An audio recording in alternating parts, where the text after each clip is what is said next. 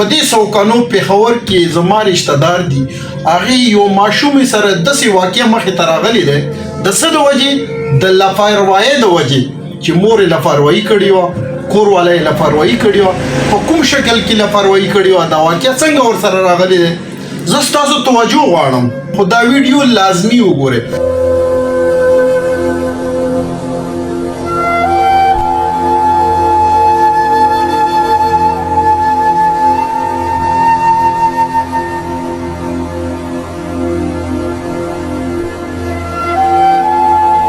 بسم الله الرحمن الرحیم السلام علیکم بلال جاجی انسانیت خدمتگار تاسو سره مخاطب د یو نوی ویډیو تاسو سره زه شیر کوم دا ویډیو ما چا لپاره جوړ کړه چا له کتل ضروری پکار دي زما هغه خويندو میندو لا چې چا سره موبایلونه په کور کې نشته خو نن سبا د سوشل میډیا دور دی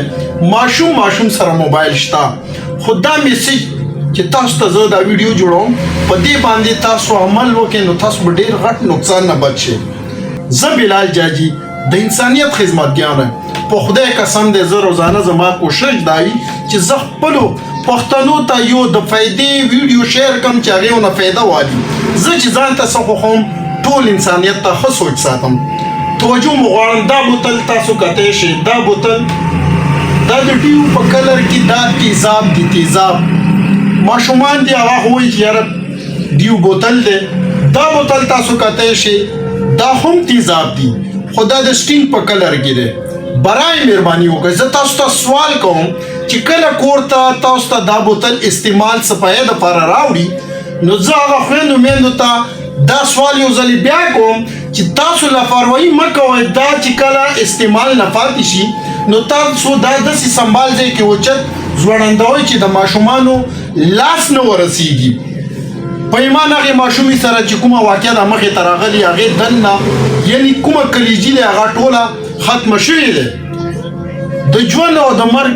کشمکش کې دی الله پاک د هغې ته روغ صحت ورکړي خو زه ستاسو توجه غواړم چې په خپلو ماشومانو باندې ورحمېږئ الله رضا دپاره ماشومان د الله پاک یو نعمت دی د خپلو ماشومانو حفاظت تاسو باندې لازمي دی دا تیزاب دی دا نقصان دی دا وګوره د ډیور په کلر کې او د سټینګ په کلر کې ماشومان خو په دې نه پوهېږي نو د غلطۍ وجې نه ستاسو د لاپروایۍ وجې نه چې هغې ته مو مخې ته ایښي نو هغې که په لاس بوتل ډکن نه کولایږي خو په خولې هم کولاوي هغې داس کي هغې ته خو دا پته نه لګېږي چې دا زموږ ته نقصان رسوي الله نه به امید ساتم چې دا نن ویډیو تاسو خوښه شوي وي خپلو ملګرو سره هم دا ویډیو شیر کړئ د الله رضا دپاره چې څوک مخکې دا رقم نقصان سره مخامخ نشي وسلام